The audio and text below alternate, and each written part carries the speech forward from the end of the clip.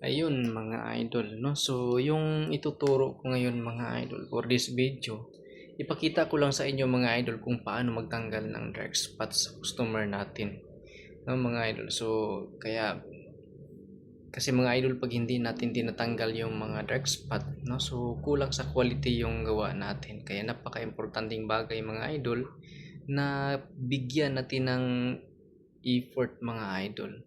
Para sigurado din tayo mga idol na ma-satisfy yung customer, no? And then magiging loyal customer na natin yan mga idol. Hindi na yan maglipat ng ibang shop, no? Pag nakuha mo yung satisfaction ng isang customer mga idol. Kaya napaka-importante mga idol na magiging loyal customer natin. No, kaya kailangan tayo mag-i-effort kasi mga idol pag hindi natin binibigay yung best natin mga idol, hindi yan makahikayat ng iba pang mga customer na possible din na magpunta sa shop natin mga idol. Kaya kunting effort lang yan mga idol. Kaya mga idol kung nagustuhan mo yung video ko mga idol, paki-like and share na lang mga idol.